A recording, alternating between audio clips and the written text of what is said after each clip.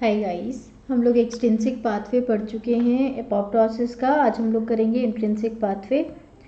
सो देखिए, एपोप्टोसिस हम लोग जानते हैं क्या होता है। एपोप्टोसिस मतलब program cell death. Program cell death यानी किसी प्रोग्रामिंग के कारण किस वजह से होती है किसी सेल की डेथ। जब हम एम्ब्रियोनिक डेवलपमेंट की बात करते हैं तो कुछ ऐसे ऑर्गन्स जिनकी ज़रूरत एडल्ट लाइफ में नहीं होती उनको डिग्रेड किया जाता है एम्ब्रियोनिक स्टेज में। इसके अलावा अगर हम बात करते हैं, हम जब एडल्ट फेज़ में आ जाते हैं तो कुछ ऐसी सेल्स होती हैं जैसे कि इम्यूनोजेनिक सेल्स जो हैं, इम्यून सिस्टम की सेल्स, उनको डिग्रेड किया जाएगा जैसे ही आपका इम्यून रिस्पॉन्स ख़त्म हो जाएगा उसके बाद। इसके अलावा अगर हम बात करेंगे यहाँ पर जो आपकी सेल्स होती हैं जैसे कि लीवर सेल्स की बात कर लीजिए, लीवर सेल्स हो गए या कोई भी सेल्स हो गए जिनको अभी आगे कोई यूज़ नहीं है या जिनकी वजह से प्रॉब्लम हो सकती है, कैंसरस हो सकती है, म्यूटेटेड हो सकती है, उन सबको डिग्रेड किया जाता है। उन सबको डिलीट करने के लिए आपका एपोप्टोसिस होता है। एपोप्टोसिस के दो पाथवे थे, extrinsic pathway and intrinsic pathway. Extrinsic pathway वो पाथवे था जिसमें सिग्नल आपको बाहर से मिल रहे थे कि आपको डिग्रेड होना चाहिए या नहीं होना चाहिए। इंट्रिंसिक पाथवे में सिग्नल अंदर से मिलता है, सेल के अंदर से, यानी इंट्रासेल्यूलर एपोप्टोटिक स्टिमुलस जो होता है वो ट्रिगर करता है release of cytochrome c from mitochondria. Mitochondria के अंदर साइटोक्रोम सी हम लोग ऑक्सीडेटिव फॉस्फोराइलेशन के टाइम पे पढ़ते हैं, इलेक्ट्रॉन ट्रांसपोर्ट चेन के टाइम पे पढ़ते हैं। ये cytochrome c inner mitochondrial membrane पे जुड़ा हुआ होता है विद कार्डियोलिपिन। अब अगर हमारा साइटोक्रोम सी बाहर निकल गया है, मतलब कार्डियोलिपिन के साथ इसका बॉन्डिंग सही नहीं है, इसको इंट्रैक्शन टूट गया है जिसके कारण अब ये इसको छोड़ के बाहर जा रहा है। जब ये बाहर जाएगा माइटोकॉन्ड्रिया से तो उसके बाद ये बाइंड करता है एपीएफ। एपीएफ के साथ, एपीएफ1 के साथ जब ये बाइंडिंग करता है तो उसकी वजह से जो एपीएफ होता है, इसके बारे में हम आगे पढ़ेंगे, ये एपीएफ की अनफोल्डिंग हो जाती है। अनफोल्डिंग होने के कारण उसके वो डोमेन बाहर आ जाते हैं जिन डोमेन की वजह से ये और प्रोटीन जो बाकी की APF1 प्रोटीन से वो भी एक्टिवेट हो जाती है। सो बेसिकली क्या हुआ कि जब इंट्रासेल्यूलर एपोप्टोटिक सिग्नल मिला उससे साइटोक्रोम सी बाहर निकल गए, रिलीज हो गए माइटोकॉन्ड्रिया से, और जब ये माइटोकॉन्ड्रिया से रिलीज हुए साइटोसोल के अंदर आए तो साइटोसोल में एक प्रोटीन प्रेजेंट थी जिसका नाम था APAF1। अब उस APAF1 के साथ जुड़ के ये जो साइटोक्रोम सी है इसने उस APAF1 के कुछ डोमेन्स को रिलीज कर दिया जो कि दूसरे APAF प्रोटीन के सेम डोमेन के साथ इंटरेक्ट कर सकते हैं। इन इंटरेक्शंस की वजह से क्या होता है, एक बहुत बड़ा रिंग कॉम्प्लेक्स बन जाता है, बिल्कुल ऐसा जैसे कि कोई पहिया होता है, राइट। एक पहिया होता है, उसमें इस तरीके से कुछ स्ट्रक्चर्स होते हैं, तो ये पहिए की तरह की स्ट्रक्चर्स बन जाती है। इस स्ट्रक्चर को हम कह देते हैं एपोटासोम। एपोटोसोम, क्लियर। नाउ ये रिंग जैसा जो शेप बना, इसमें APAF प्रोटीन्स के APAF1 के एक्टिवेटेड प्रोटीन्स होते हैं, और हर एक APAF प्रोटीन एपिटोसोम कॉम्प्लेक्स में कैस्पेज को रिक्रूट करती, कैस्पेज रिक्रूटमेंट डोमेन रखती है, कैस्पेज रिक्रूटमेंट डोमेन रखती है। सो CARD, कार्ड, हर एक एपिटोसोम के अंदर जो भी आपकी जितनी भी APAF प्रोटीन्स होती हैं हर एक के पास कार्ड होता है, यानी कि कैस्पेज रिक्रूटमेंट डोमेन होता है। अब कैस्पेज का रिक्रूटमेंट होगा तो क्या होगा, ये जो कैस्पेस है वो सेंट्रल पार्ट में जाके रिक्रूट हो जाएगी इस जगह पे।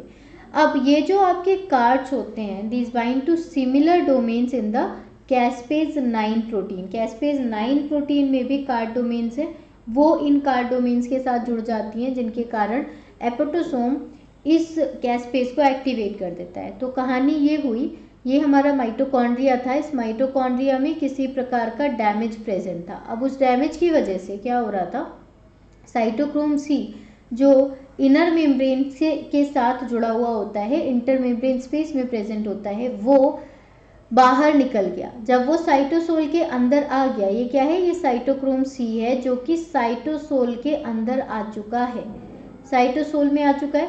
अब ये जो आपका साइटोसोल के अंदर साइटोक्रोम सी आया है ये APAF1 से जुड़ेगा। APAF1 में ये जो ब्लू वाला पोर्शन है this is the card domain, ये इसके साथ जुड़ जाता है जब साइटोक्रोम सी इसके बाइंडिंग डोमेन से जुड़ता है एपीएफ से, तो इसका कार्ड डोमेन जो यहाँ छुपा हुआ था वो बाहर दिखना शुरू हो जाता है। इस प्रकार से बहुत सारी और जो APAF1 है वो एक्टिवेट होके जुड़ जाते हैं, ऐसे करके एक व्हील जैसा स्ट्रक्चर बना लेते हैं। सेंटर में ये जो ब्लू वाला पोर्शन हमें दिख रहा है, सेंटर में हमारे कार्ड डोमेन भी वहाँ पर प्रेजेंट होते हैं। अब इस कार्ड डोमेन के साथ जुड़ने के लिए आती है कैस्पेज 9, और कैस्पेज 9 के पास भी सिमिलर कार्ड डोमेन होता है। तो ये कार्ड डोमेन कैस्पेज 9 में भी वैसे ही दो पोर्शन से हमें पता है कि जब भी प्रोटीन एक्टिवेट होगी तो इस समय ये प्रो एंजाइम के फॉर्म में है, या हम कह सकते हैं जाइमोजन के फॉर्म में प्रेजेंट है, राइट। ये प्रो एंजाइम या जाइमोजन के फॉर्म में प्रेजेंट है, यानी कि इनएक्टिव एंजाइम है आपकी कैस्पेज 9। अब ये इनएक्टिव से एक्टिव फॉर्म में आ जाती है जैसे ये इसके साथ जुड़ गई, ये सबके साथ जुड़ गई तो क्या हो गया, कैस्पेज 9 एक्टिवेट होगी। जैसे ही कैस्पेज 9 एक्टिवेट हुई वो एग्जीक्यूशनल कैस्पेजेस को एक्टिवेट कर देती है, यानी कि 3, 6 और 7 को एक्टिवेट करती है। हमें पता था जो इनिशिएटर कैस्पेज थे वो 8 और 9 थे, जो कि इनमें से किसी को एक्टिवेट करते हैं। उसके बाद एपोप्टोसिस हो जाती है। क्लियर। सो बेसिकली जो मैकेनिज्म है कैस्पेज 9 एक्टिवेशन की वो पूरी तरीके से अंडरस्टूड नहीं है। ये नहीं कह सकते कि किस तरीके से होता है, लेकिन किस प्रकार से होता होगा उसमें कहते हैं कि यहाँ डाइमेराइजेशन होता है, यानी कि कैस्पेज 9 प्रोटीन एक प्रोटीन दो डाइमर बनाती है। तो डाइमर बनने के बाद जब क्या होता है, दूसरी कैस्पेज 9 को वो एक्टिवेट करती हैं। सो इंटरेक्शन कैस्पेज 9 और APAF1 का भी होता है और कैस्पेज 9 का भी होता है। फाइनली दूसरी कैस्पेज 9 एक्टिवेट हो जाती है। एक बार जब कैस्पेज 9 एक्टिवेट होती है तो वो क्या करती है, वो क्लीव करती है और एग्जीक्यूशनल कैस्पेज को एक्टिवेट कर देती है, जिसके कारण एपोप्टोसिस हो जाती है। Now it is worth noting that the card is structurally and functionally related to the death effector domain of caspase 8. caspase 8 का जो death effector domain था उसी के तरह से आपका कार्ड डोमेन पाया जाता है। ठीक है, डेथ इफेक्टर डोमेन हमारा फास्ट लिगेंड में हम लोगों ने पढ़ा है, उसमें होता है। ठीक उसी तरीके से कार्ड डोमेन पाया जाता है जो एपोटोसोम में और कैस्पेज 9 में होता है। सो कुछ साइंटिस्ट जो होते हैं ये एपोटोसोम को यूज़ करते हैं ताकि आप कैस्पेज 9 के जो कॉम्प्लेक्स यहाँ बनाए हैं उसको ठीक से एक्सप्लेन कर पाए। अगर हम इस एपोप्टोसिस की बात करें तो उसमें 3 तरीके की BCL2 फैमिली की प्रोटीन्स होती हैं। BCL2 फैमिली ऑफ प्रोटीन ये क्या करती है, ये एपोप्टोसिस को रेगुलेट करती है। यानी हम बात कर रहे हैं अब एपोप्टोसिस, हमें पता है एक्सट्रिंसिक और इंट्रिंसिक 2 पाथवे होते हैं जिनको अलग अलग तरीके से रेगुलेट किया जाता है, जिनको अलग अलग तरीके से सिग्नलिंग की जाती है। यहाँ पर हम बात कर रहे हैं इनके रेगुलेशन की। रेगुलेशन में 3 तरीके की BCL2 फैमिली की प्रोटीन होंगी। जो BCL2 फैमिली की प्रोटीन है इसमें एंटी एपोप्टोटिक BCL2 प्रोटीन आती है, pro apoptotic BH3 only protein आती है और प्रो एपोप्टोटिक बैक्स और बैक प्रोटीन आती है। 3 क्लास हो गई, 3 क्लासेस में डिवाइड किया गया। एंटी एपोप्टोटिक में BCL2 फैमिली में जैसे BCL2, BCLXL आते हैं। क्या होते हैं इसमें डोमेन, BH के BH1, BH2, BH3, BH4 domain पाए जाते हैं। ठीक है, प्रो एपोप्टोटिक में जो इफेक्टर BCL2 फैमिली प्रोटीन है बैक्स और बैक आते हैं। प्रो एपोप्टोटिक में बैक्स एंड बैक आते हैं ये वाले। इसमें भी आपका BH3, BH1 एंड BH2 होता है। अगर हम प्रो एपोप्टोटिक ओनली BH3 की बात करें उसमें केवल BH3 होता है और कोई डोमेन BH का नहीं होता, जैसे बैड, बिम, बिड, पुमा, नॉक्सा। ठीक है, इनके बारे में थोड़ा सा डिटेल में पढ़ते हैं। पहले हम पढ़ते हैं anti apoptotic BCL2 protein. Anti apoptotic protein में BCL2, BCLXL, MCL1 आते हैं। क्या काम होता है इनका, इनका काम होता है सर्वाइवल बढ़ाना। एंटी एपोप्टोटिक के सेल की डेथ को रोकते हैं, डेथ को रोकते हैं तो सेल को सर्वाइव होने देंगे, जिनकी वजह से साइटोक्रोम सी माइटोकॉन्ड्रिया से बाहर नहीं निकल पाते, जो कि मेन स्टेप था एपोप्टोसिस का। यानी कि ये माइटोकॉन्ड्रिया के पोर्स पर बैठे हुए होते हैं और साइटोक्रोम सी को बाहर नहीं निकलने देते। अगर इनमें से कोई प्रोटीन नहीं होगी तो क्या होगा, साइटोक्रोम सी बाहर निकलेगी और इंट्रिंसिक वाली एपोप्टोसिस हो जाएगी। सो BCl2, BClXL, MCl1। नाउ ये जो प्रोटीन है इनमें 4 कंजर्व्ड BCl2 डोमेन होते हैं BH1 से लेके BH4 तक, और इनकी ग्लोबुलर स्ट्रक्चर होती है। ग्लोबुलर यानी कि क्वार्टरनरी स्ट्रक्चर होती है। Now pro apoptotic BH3 only की बात करेंगे। अगर जब केवल एक BH3 डोमेन है, ऐसी प्रोटीन में बिम, बिड, पुमा, नॉक्सा आते हैं, और ये क्या करते हैं, ये एपोप्टोसिस को प्रमोट करते हैं, बढ़ावा देते हैं कि भाई डेथ करो। तो प्रमोट करने के लिए है by antagonizing the anti apoptotic. Anti apoptotic के अगेंस्ट चलने वाले प्रो एपोप्टोटिक BH3 ओनली ये प्रमोट करवाते हैं apoptosis. They contain only the BH3 domain and lack the other BH domain present in anti-apoptotic BCl2 protein. And these proteins are also typically smaller and more flexible in nature. बहुत ज़्यादा flexible होते हैं, छोटे होते हैं, anti-apoptotic के against चलते हैं pro-apoptotic. Clear? अब pro-apoptotic की बात करते हैं जिसमें बैक्स और बैक प्रोटीन आते हैं। ये जो बैक प्रोटीन होते हैं इनमें आते हैं, इनमें क्या होता है, ये रिस्पॉन्सिबल होते हैं for initiating the mitochondrial outer membrane permeabilization. Mitochondria की आउटर मेम्ब्रेन में परमिएबलाइजेशन अगर स्टार्ट हो जाएगा तभी साइटोक्रोम सी बाहर निकल पाएगा। तो इसकी वजह से साइटोक्रोम सी बाहर निकला, यानी ये माइटोकॉन्ड्रिया है। इस माइटोकॉन्ड्रिया का इनर मेम्ब्रेन यहाँ पर हमारे पास प्रेजेंट है, ठीक है। अब इस इनर मेम्ब्रेन की अगर हम बात करें, ये आउटर मेम्ब्रेन है, तो आउटर माइटोकॉन्ड्रियल मेम्ब्रेन की बात हो रही है, आउटर मेम्ब्रेन। इसमें अगर हमने परमिएबलाइजेशन कर दिया तो क्या हो गया, परमिएबलाइजेशन के कारण जो यहाँ पर साइटोक्रोम सी कार्डियोलिपिन के साथ जुड़ी हुई थी बाहर निकलने के लिए आज़ाद हो जाती है, ठीक है। किसकी वजह से हो रहा है ये, बैक्स और बैक की वजह से हो रहा है। तो बैक्स बैक आएंगे, वो यहाँ क्या करेंगे, छेद करवा देंगे, जो बाहर वाली पार्ट है उसमें छेद करवा देंगे। Now they contain 3 BH domain, 3 BH domain इसमें होते हैं BH1 से 3 तक, और ये भी ग्लोबुलर स्ट्रक्चर होती है एंटी एपोप्टोटिक BCl2 प्रोटीन के जैसे, लेकिन इसमें BH4 डोमेन नहीं पाया जाता। ओवरऑल अगर हम बात करें तो एक बैलेंस ज़रूरी होता है एंटी एपोप्टोटिक और pro apoptotic BCl2 family protein में, जो कि ये बताता है कि किसी सेल के अंदर एपोप्टोसिस होगी या नहीं होगी। अगर BCl2 फैमिली प्रोटीन का डिसरेगुलेशन हो जाए, वो ख़राब हो जाए, उनका काम सही ना चले, तब उनकी वजह से बहुत सारी डिजीज़ हो सकती है, जैसे कैंसर हो सकता है, न्यूरोडिजेनरेटिव डिजीजेस हो सकती हैं। क्लियर?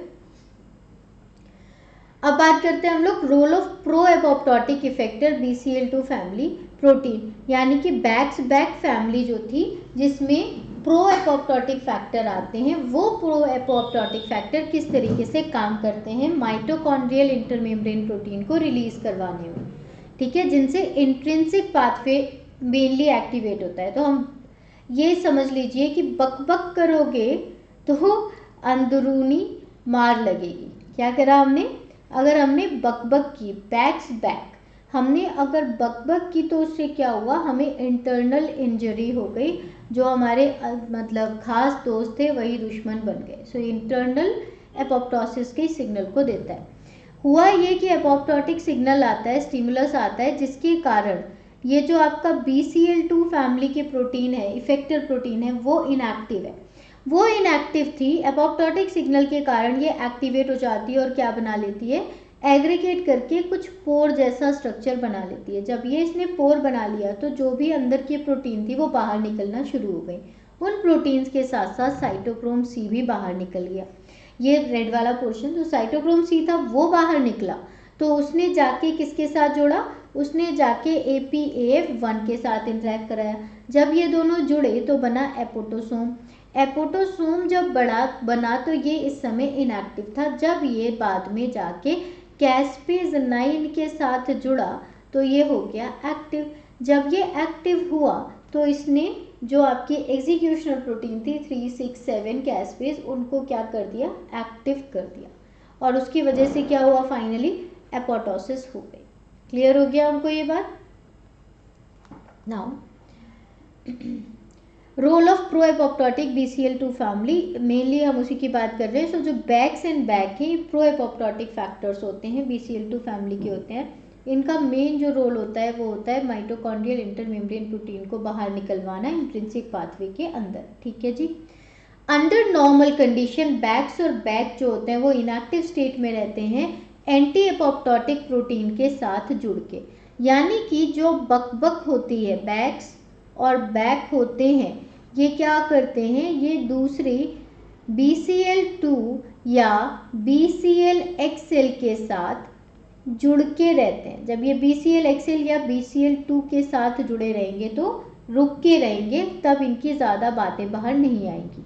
लेकिन जैसे एपोप्टोटिक स्टिमुलस आता है, ये वहाँ से हट जाते हैं, और जैसे ही ये हट जाते हैं, जैसे ही कोई सिग्नल मिला, जैसे ही कोई एपोप्टोटिक का सिग्नल मिला, उस सिग्नल के कारण क्या हुआ, जो भी आपके एंटी एपोप्टोटिक पोर्शन थे वो रिमूव हो गए, और जैसे ही आपके एंटी वाले पोर्शंस रिमूव हुए वैसे ही ये वाले फ्री हो गए, और जैसे ये फ्री हुए वैसे ही इन्होंने क्या किया, ये एक्टिवेट होके कन्फर्मेशनल चेंजेस करते हैं और अपने आप को इंसर्ट कर लेते हैं आउटर माइटोकॉन्ड्रियल मेम्ब्रेन के अंदर।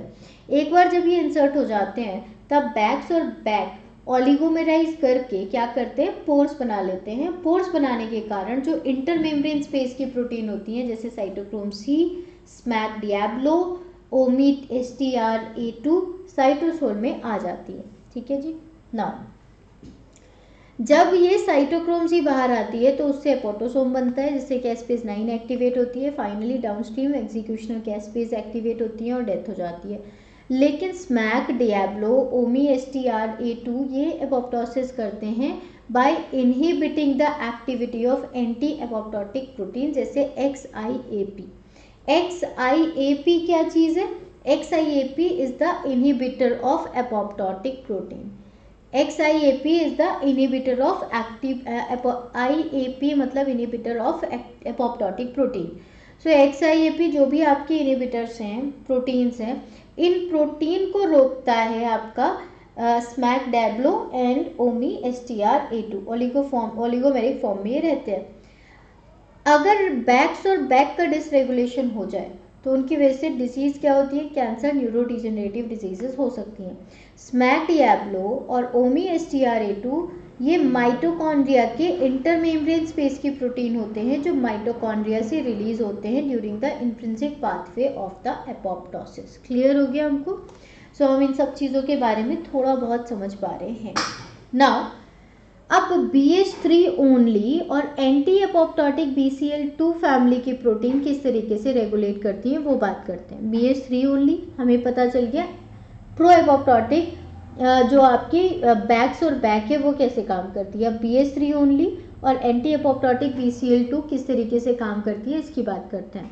जो आपका प्रो एपोप्टोटिक BH3 ओनली और एंटी एपोप्टोटिक BCL2 फैमिली की प्रोटीन्स होती हैं वो ऑपोजिट रोल प्ले करती हैं, एक दूसरे के एंटागोनिस्टिक होती हैं, एक दूसरे के ऑपोजिट चलती है, एंटागोनिस्ट होती है। नाउ अब ये एंटागोनिस्ट है in the regulation of intrinsic pathway, तो ऑब्वियस सी बात है BH3 डोमेन जो काम करेगी वो एंटी एपोप्टोटिक उसका उल्टा करेगी। सो BH3 ओनली प्रोटीन में बीम, बैड, पुमा जो होते हैं या नॉक्सा होते हैं ये प्रो एपोप्टोटिक होते हैं और क्या करते हैं, ये एपोप्टोसिस को प्रमोट करते हैं उनको बाइंड करके, ठीक है। किसको बाइंड करके, BCL2 फैमिली के एंटी एपोप्टोटिक प्रोटीन को बाइंड करके, जैसे BCL2, BCLXL। अब समझिए यहाँ पर हमारी कहानी क्या हो सकती है कि हमने पढ़ा था जो बैक्स है या बैक है ये प्रोटीन माइटोकॉन्ड्रिया के आउटर मेम्ब्रेन से जुड़ी हुई थी। इसको रोकने के लिए BCL2 जुड़ी हुई थी जो कि एंटी प्रोटीन है, राइट। और अगर मान लो ये ही अलग हो जाए तो ये अलग कैसे होगा, यहाँ पर आपका BH3 ओनली का खेल आएगा। ये BH3 ओनली इसके साथ जुड़ जाते हैं, जब इन दोनों का एसोसिएशन हो जाता है तो ये एसोसिएशन नहीं होता, जब ये नहीं होता तो पोर्स बन जाते हैं, तो आगे की कहानी हमें पता है। सो जब BH3 only protein apoptotic stimulus से एक्टिवेट होती है तो वो एंटी एपोप्टोटिक BCL2 फैमिली की प्रोटीन्स के साथ बाइंड करती है और उनको न्यूट्रलाइज कर देती है। जब ये इनको न्यूट्रलाइज करती है तो उससे प्रो एपोप्टोटिक बैक्स और बैक एक्टिवेट हो जाते हैं, और जब बैक्स और बैक एक्टिवेट होते हैं तो वो पोर्स बनाते हैं माइटोकॉन्ड्रिया में, जिससे माइटोकॉन्ड्रिया के intermembrane protein cytochrome C, smack, Diablo और बाकी की जो प्रोटीन्स थी वो एक्टिवेट होकर बाहर निकल जाती है। बाहर निकलती है तो वो एंटी प्रोटीन्स को रोकती है। So anti apoptotic BCL family की बात करें, जैसे BCL2, BCLXL, ये एपोप्टोटिक को रोकती थी, एपोप्टोसिस को रोकती है। कैसे रोकती है? ये pro apoptotic BH3 only protein और बैक्स और बैक को बाइंड करके सिक्वेस्टर कर देती है, रोक देती है। नॉर्मल कंडीशन में anti apoptotic BCL2 protein maintain करती हैं integrity of the mitochondrial membrane and इनकी वजह से रिलीज नहीं हो पाता। सो पूछा जाए कि भाई माइटोकॉन्ड्रिया से कोई भी कंटेंट रिलीज हो सकता है तो वो क्यों नहीं होता? क्योंकि वहाँ पे एंटी एपोप्टोटिक BCL2 फैमिली की जो प्रोटीन्स होती हैं वो उसको रोकती हैं, जैसे BCLXL, BCL2 and MCL1। Now BH3 only protein की अगर हम बात करें, जब BH3 ओनली प्रोटीन एपोप्टोसिस के स्टिमुलस से एक्टिवेट होती है तो वो एंटी एपोप्टोटिक BCL2 फैमिली की प्रोटीन को न्यूट्रलाइज कर देती है। अब प्रो एपोप्टोटिक बैक्स और बैक जो होता है ये क्या करता है? ट्रिगर करवा देता है एपोप्टोसिस को। क्लियर हो गया? किस तरीके से काम चल रहे हैं? इनएक्टिव फॉर्म में, यानी कि हम बात कर रहे हैं नॉर्मल फॉर्म में। जब नॉर्मल फॉर्म है तो एंटी एपोप्टोटिक की BCL2 फैमिली ने रोक के रखा हुआ है BCL2 के इनएक्टिव इफेक्टर, यानी कि जो प्रो एपोप्टोटिक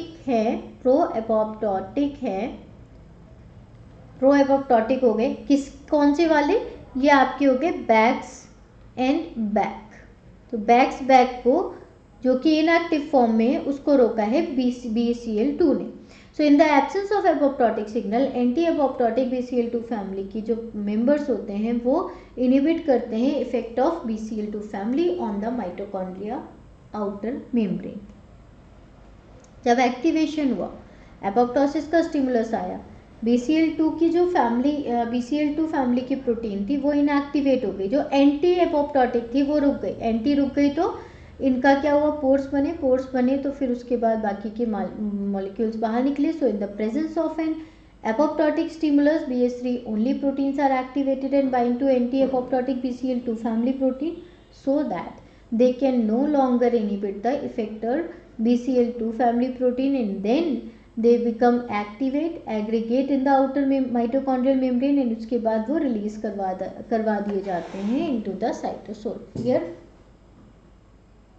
यहाँ तक समझ में आया?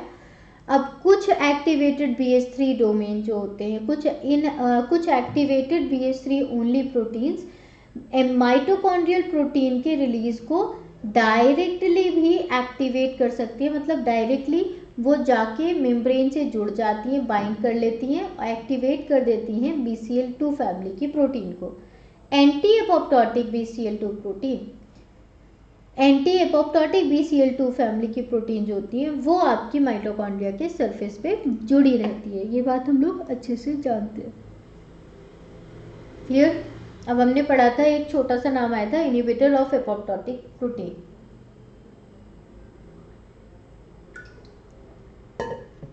इनहिबिटर्स कौन से होते हैं?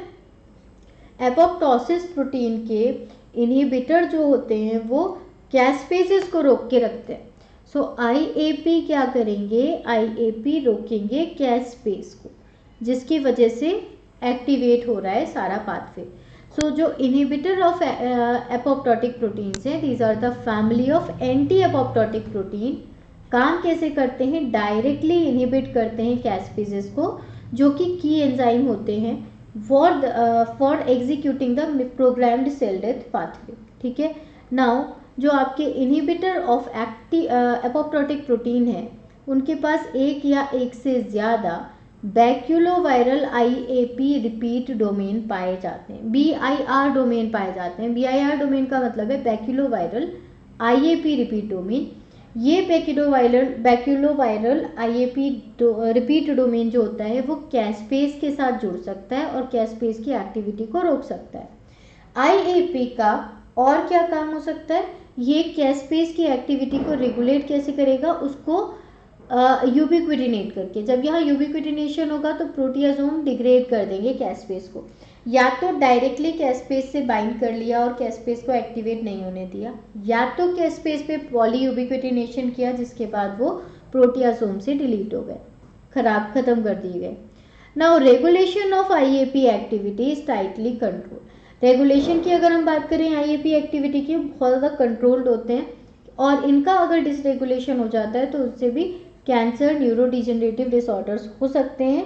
बहुत सारी थेरापेटिक स्ट्रैटेजीज जो होती हैं वो इनको एज अ टारगेट मान के की जाती हैं। भाई जिनकी वजह से एपोप्टोसिस नहीं हो रही थी, मान लीजिए हम कैंसर की बात कर लेते हैं, तो कैंसर में ज़रूरी है सेल की डेथ होना। अगर वो सेल की डेथ नहीं हो रही है तो उसका एक कारण ये भी हो सकता है कि उसमें इनहिबिटर प्रोटीन काम ना कर रही हो, इनहिबिटर ऑफ एपोप्टोसिस प्रोटीन काम ना कर रही हो। अगर हम उसी को टारगेट करें, ये ज़्यादा एक्टिव है, ये ज़्यादा एक्टिव है, इसकी वजह से एपोप्टोसिस नहीं हो रही है।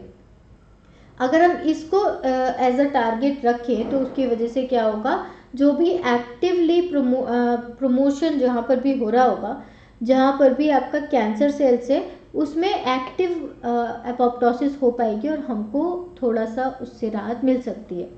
ठीक है, अगर हम बाकी के ऑर्गेनिजम्स की बात करें तो रेगुलेशन जो आईएपी का और एंटी आईएपी में होता है ड्रोसोफिला मैमल्स में किस प्रकार से होता है।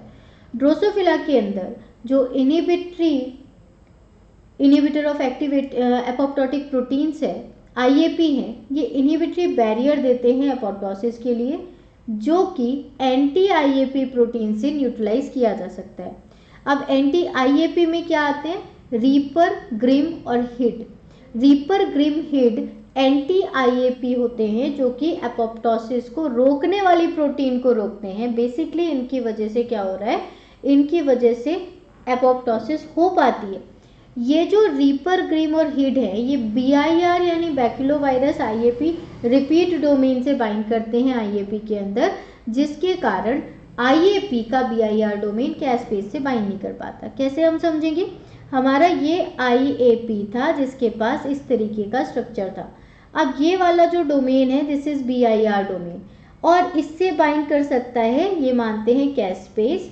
और ठीक इसी प्रकार की एक प्रोटीन है जिसमें मान लो इस तरीके की एक प्रोटीन है, this is known as reaper, grim या हिड। अब जो रीपर, ग्रिम या हिड है, ये प्रोटीन जाके इस बीआईआर पे बाइंड कर सकता है। जब ये बीआईआर से बाइंड कर लेगा तो उसकी वजह से क्या होगा, उसकी वजह से ये पार्ट अब इधर बाइंड नहीं कर सकता, तो या तो ये बाइंड करेगा या तो ये, तो बीच में क्या हो रहा है, कंपटीशन चला आ रहा है। वो कंपटीशन के कारण बेसिकली ये पीआईआर डोमेन यूज किस फॉर्म में होगा, जो भी ज़्यादा होगी, कैस्पेस ज़्यादा है तो कैस्पेस से, ये ज़्यादा है तो इससे।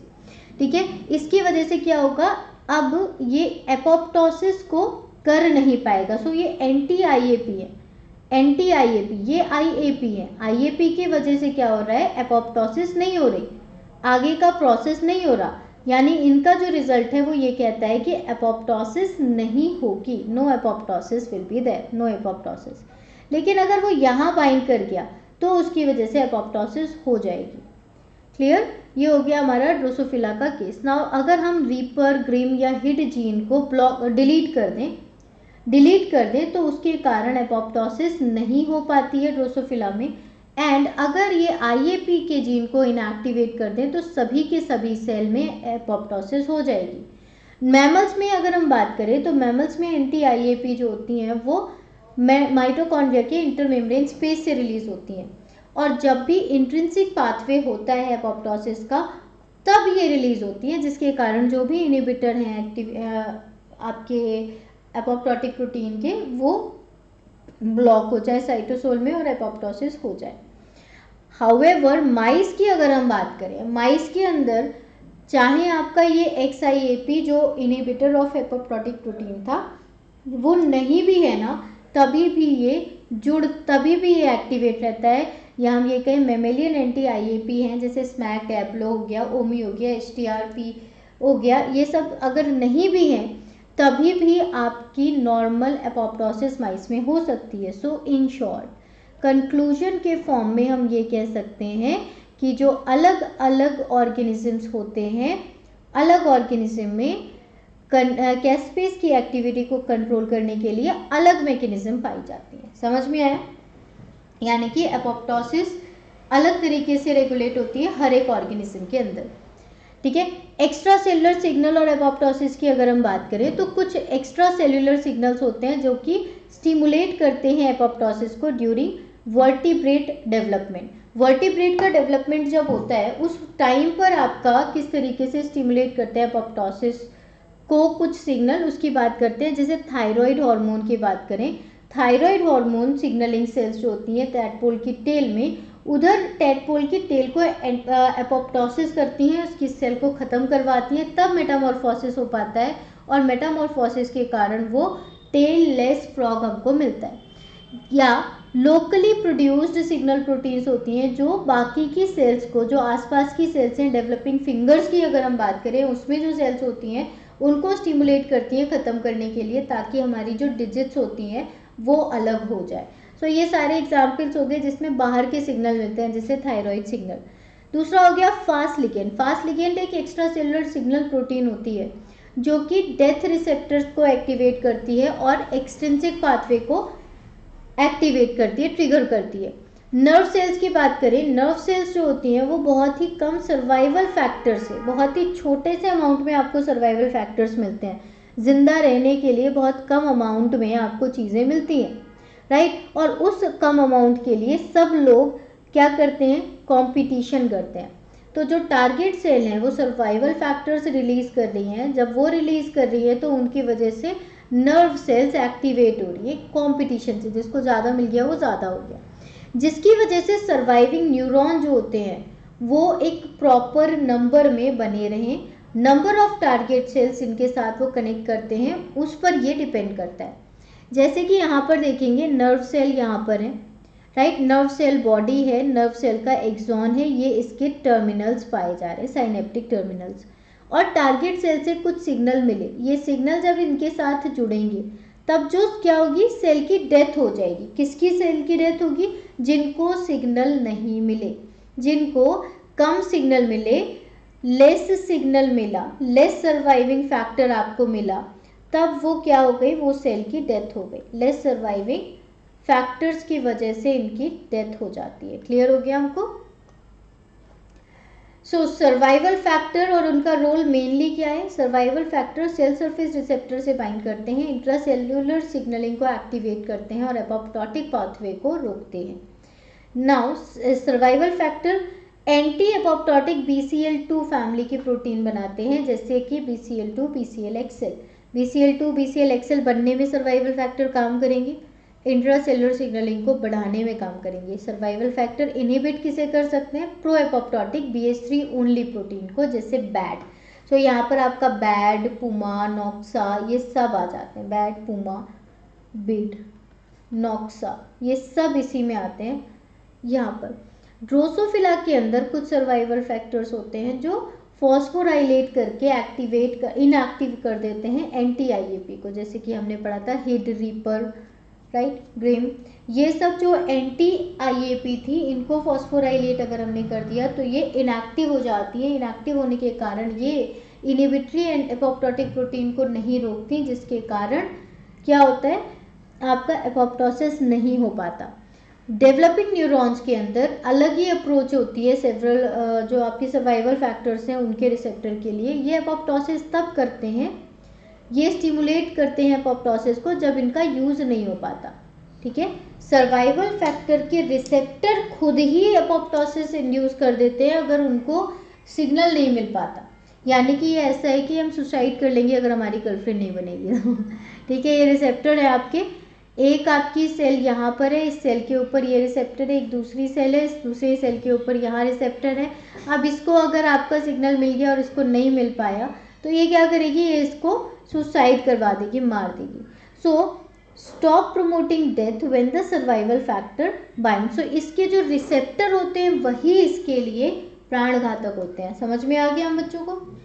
तीन तरीके से, तीन रास्ते होते हैं, तीन तरीके से जो एक्स्ट्रा सेलुलर सर्वाइवल फैक्टर है वो इनहिबिट कर सकते हैं एपोप्टोसिस को। पहला तरीका ये हुआ कि कुछ सर्वाइवल फैक्टर एपोप्टोसिस को रोकते हैं, ऐसे जीन्स का एक्सप्रेशन करा के जो कि रोकते हैं मतलब एंटी एपोप्टोटिक BCL2 फैमिली है जो एपोप्टोसिस को रोकने वाले प्रोटीन को बढ़ाते हैं। क्योंकि हम सर्वाइव करेंगे तो हमें क्या करना है, सर्वाइवल का सीधा सा सिद्धांत है, सर्वाइव तब हम कर सकते हैं जब हम डेथ ना कर रहे हो। तो जब डेथ नहीं हो रही यानी एपोप्टोसिस नहीं हो रही, यानी कि सर्वाइवल बढ़ाएगा किसको, एंटी एपोप्टोटिक को। एंटी एपोप्टोटिक फैक्टर्स अगर बढ़ रहे हैं तो ये बढ़ रहा है, पहली बात इसको बढ़ा देगा। दूसरी बात, जो प्रो एपोप्टोटिक होते हैं उनको कम कर देगा। प्रो हमने दो तरीके के पढ़े हैं, एक हमने पढ़ा है केवल BH3 ओनली, राइट, और एक आपका जिसमें BH3 के 1 से 4 तक के डोमेन थे, यानी कि बैक्स एंड बैक। क्लियर है हमको यहाँ तक? ठीक है, पहला हम तरीका पढ़ रहे हैं एंटी एपोप्टोटिक को बहुत बढ़ा दो। So increase production of anti apoptotic BCL2 family protein, survival factor आता है, एक्टिवेट होता है रिसेप्टर और फिर वो ट्रांसक्रिप्शन रेगुलेटर को एक्टिवेट करता है, न्यूक्लियस में जाके BCL2 प्रोटीन बहुत ज़्यादा बढ़ जाती है जिससे एपोप्टोसिस ब्लॉक हो जाती है। दूसरा तरीका क्या है, कुछ ऐसे सर्वाइवल फैक्टर जैसे जो एक्टिवेट करते हैं AKT को। AKT क्या चीज़ है, AKT एक तरीके का काइनेज है, यानी ये फॉस्फोराइलेशन करता है, सीरीन थ्रियोनिन प्रोटीन काइनेज होता है, इसके बहुत सारे टारगेट्स पाए जाते हैं। इन टारगेट्स में जो AKT है वो प्रो एपोप्टोटिक प्रोटीन बैड को डीएक्टिवेट कर सकता है। तो ये क्या करेगा, बैड को फॉस्फोराइलेट कर देगा। AKT ने क्या किया, AKT ने फॉस्फोराइलेट कर दिया, फॉस्फोराइलेट कर दिया किसको, बैड को। जब बैड में फॉस्फोराइलेशन ऐड हो गया तो उसकी वजह से अब ये काम नहीं कर पाएगा, और इसका काम क्या था, इसका काम था प्रोमोट करना, प्रो मतलब प्रोमोट करना, एपोप्टोसिस प्रोमोट नहीं कर पाएगा, इसलिए इसकी वजह से रुक जाएगी। सो जब भी AKT फॉस्फोराइलेट करता है बैड को, उससे BCL2 फ्री हो जाता है और उससे फिर से एपोप्टोसिस ब्लॉक मतलब सप्रेस हो जाती है। Now AKT can inhibit apoptosis by phosphorylating and deactivating the transcription factor that stimulate the expression of pro-apoptotic factor, जिनके कारण pro-apoptotic factor बन रहे थे। एक तो तरीका हो गया ये वाला। दूसरा तरीका इसने क्या किया, इन्होंने ट्रांसक्रिप्शन फैक्टर को रोक दिया, ऐसे ट्रांसक्रिप्शन फैक्टर जो कि प्रो एपोप्टोटिक प्रोटीन बना रहे थे, अब प्रो एपोप्टोटिक प्रोटीन को बनने भी नहीं दे रहा है, और अगर कोई बन गई है तो उसको फॉस्फोराइलेट करके रोक दे रहा है। सर्वाइवल फैक्टर आता है, एक्टिवेट होता है रिसेप्टर जिससे AKT काइनेज एक्टिवेट हो जाती है। AKT काइनेज के एक्टिवेट होते ही आपका बैड जो होता है एक्टिव फॉर्म में, इसको फॉस्फोराइलेट करते ही ये वाला जो आपका BCL2 है वो फ्री हो जाता है, फ्री हो जाता है, एपोप्टोसिस रुक जाती है। दूसरा पाथवे क्या हुआ, ट्रांसक्रिप्शन फैक्टर को रोक देगा। नाउ ड्रोसोफिला के अंदर कुछ ऐसे फैक्टर्स होते हैं जो कि एपोप्टोसिस को कैसे ब्लॉक करते हैं, फॉस्फोराइलेशन करके। तो हिड का फॉस्फोराइलेशन किया, जिससे हिड क्या था, ये anti-IAP था, ये anti-IAP था। IAP क्या है, इनहिबिटर ऑफ एपोप्टोटिक प्रोटीन। अब ये anti-IAP है, अगर इसको फॉस्फोराइलेट कर दिया, अब क्या होगा, हिड IAP को ब्लॉक कर देगा, राइट। अनफॉस्फोराइलेटेड फॉर्म में जो हिड था वो IAP को ब्लॉक करता था, जिसके कारण सेल डेथ हो जाती थी। लेकिन जब ये फॉस्फोराइलेटेड फॉर्म आया तब इसने अपनी एबिलिटी खत्म कर दी, अब IAP को ये इनिबिट नहीं कर रहा, अब IAP एक्टिवेट हो जा रहे हैं और रोक देते हैं एपोप्टोसिस को। दूसरा जो मैप काइनेजेस होते हैं, मैप काइनेज या mitogen activating protein kinase, mitogen activating protein kinase, MAP kinase भी इस पाथवे में इन्वॉल्व होते हैं। यहाँ पर भी सर्वाइवल फैक्टर आते हैं, सर्वाइवल फैक्टर आने से मैप काइनेज एक्टिवेट होते हैं। मैप काइनेज एक्टिव होने से एक्टिव हिड से इनएक्टिव फॉर्म में हो जाते हैं, IAP एक्टिव हो जाते हैं। IAP जब एक्टिवेट होते हैं तो उससे एपोप्टोसिस ब्लॉक हो जाती है। हम लोग मैप काइनेज पाथवे पढ़ चुके हैं, यानी कि यहाँ पर जो सिग्नल होगा वो RTK सिग्नलिंग में जा रहा होगा। क्लियर, ये पॉइंट आप नोट कर लेंगे, RTK सिग्नलिंग यहाँ पर भी है, इसके अलावा आपका पीछे भी है। यहाँ तक समझ में आया हमको? इसके बाद जो अपना नेक्स्ट चैप्टर होगा, this will be enzyme kinetics and enzyme inhibition. Clear, important chapter है सभी के लिए, और सभी लोग अगर आप मेरे यूट्यूब चैनल पर नहीं है तो मुझे प्लीज़ फॉलो कर लीजिएगा। मेरे चैनल का नाम है doctor Charanjit Kaur official. And app पे जो भी स्टूडेंट्स हैं वो इन सारी क्लासेस को देखते रहें। जो ऐप पे नहीं है वो इस ऐप को प्लीज़ डाउनलोड कर लीजिएगा, बायोलॉजिक स्टडीज़, जिसमें आपको सारे लेक्चर्स कंप्लीट फॉर्म में मिलेंगे। Thank you so much, see you in the next class, take care, bye bye.